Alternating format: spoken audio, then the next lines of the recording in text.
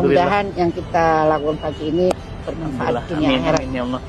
Alhamdulillah nih wakaf ibu tuh. Ibu wakaf. Masya Allah. Udah selesai semuanya. Tinggal dikit lagi Bu, mohon doanya. Ini bangunan utamanya. Masya Allah. Ini beliau ini, Masya Allah. Niat baik selalu dimudahkan Allah. Wakif yang luar biasa. Ya. Dan bukan cuma di sini, di mana-mana wakafnya. Dan nilainya wow, Masya Allah. Menyemangati mereka, Ustaz. Kita mau ngeliat ke dalam, Ayo, Bu. Masya Allah. Pertama kali ketemu ibu tuh kaget. Tampilannya biasa, ikut majelis taklim, duduk di bawah. Masya Allah. Lah kok tiba-tiba ngasihnya miliar gitu. Nggak percaya, Bu. Percaya ya Ustaz ya. Karena gimana bisa, karena kan orang tuh semua. Nggak kenal juga. Satu, kedua orang tuh semua ngeliat tampilan, Bu. Di tanah 5.000 meter, diwakafkan oleh satu orang, nilainya 100 miliar. Dan Alhamdulillah, wakafnya beliau juga ada di sini, wakafnya antum teman-teman ada di sini. Ini santri putri tempat bawah makan, atasnya kamar, ini ruang belajar atasnya. Alhamdulillah, dan selesai kurang dari 3 tahun. Masya Allah. Alhamdulillah. Itu salah satu bukti kebesaran Allah. Allahu Akbar. Bu Aisyah, ya Ustaz. saya gak akan pernah bisa lupa pertama kali ketemu ibu. Karena saya hadir waktu itu dalam tanda kutip manusiawi, Bu, kecewa. Saya biasanya kalau hadir jamaah itu selalu banyak, bludak gitu. Tiba-tiba pas datang cuma 7 orang. Itulah manusia, saya manusia biasa. Ketika datanglah 7 orang, saya mau galang dana wakaf untuk pesantren saya gimana. Tapi ternyata 7 orang, ada 1 orang namanya Bu Aisyah dengan penampilan yang sangat sederhana berwakaf miliaran. Dan sekarang pesantrennya sudah jadi. Masya Allah. Bu, saya juga ingin tahu, ibu wakaf dengan nilai yang sebesar itu, ada rasa seperti apa, Bu? Nggak sayang, itu kan uang bisa beli rumah, bisa beli mobil Forsi, Lamborghini. Allah menitipkan harta kan bukan buat kita beli kapal pesiar, buat beli tas Hermes. Walaupun bisa, ada teman saya sindir, kamu tuh terlalu bangga dikasih duit anakmu segitu. Beli dong tas Hermes 1 M, Ustaz. Saya bilang kalau saya dikasih uang untuk beli Hermes, saya panggil yayasan bangun masjid aja. Saya tidak punya tas branded, saya tidak punya, sama sekali tidak. Saya pingin brandednya Allah aja. Doain saya, Ustaz. Saya sebagai orang tua ya, saya nggak tahu orang tua lain. Itu harus anak itu tergantung ibu, bukan tergantung ayah. Kalau pilih istri itu ibu yang pintar, ibu yang benar. Karena dia nanti yang akan mendidik. Gak sembarangan. Saya persiapkan anak saya sesuai keinginan saya. Saya nggak pengen kok punya anak jadi profesor.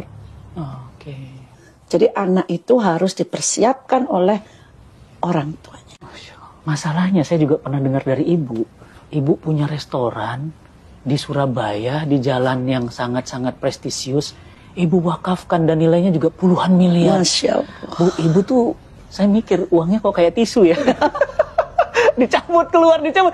Apa gimana, nggak habis-habis apa gimana? Kan sesuai janji Allah. Berbagi 1 diganti 10. Ada yang lebih dalam lagi, Al-Baqarah diganti 1 700 kali. 700 kali. Kenapa harus takut? Kenapa harus pelit di jalan Allah?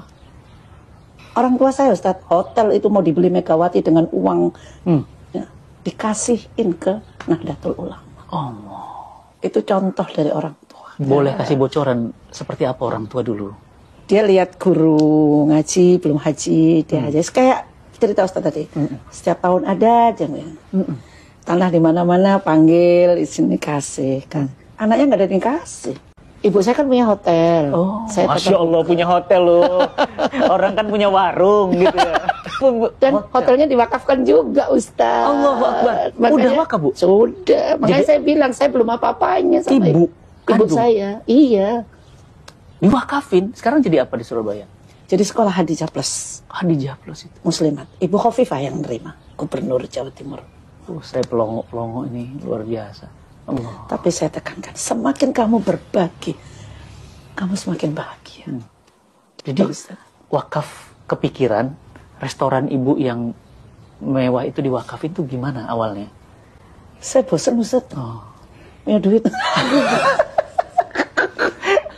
Saya pengen. Kalau kita nyari duit, udah mau bosan sama duit ini. Mental memang. Ini Bu, mindset Bu. Jadi dunia itu akhirnya datang ke ibu sujud tuh begitu. Ibu kok bisa ngelepas harta sebesar itu? Allahu Akbar. Yang menggerakkan hati itu Allah. Saya sendiri itu anak saya ya. Waktu dengerin kajian Ustadz kasih presentasi, tunjukin ke kita bahwa dapat tanah wakaf, cerita begini-begini, saya ditepuk. Mah, kejar itu Ustadz. Yuk kita kasih apa yang beliau ini. Saya temui Ustadz, datang ke rumah. Begitu aja terjadi. Tapi yang muncul bukan rasa kehilangan yang uang yang rasa bahagia bahwa kita bisa berbagi segitu. Itu menurut saya masih sangat kecil. Jadi rasa bahagia itulah yang tidak ternilai dengan miliar tadi. Yang didatangkan sama Allah. Jadi ada rasa bahagia ketika mengeluarkan harta. Setiap kita berbagi, bahagia itu selalu hadir.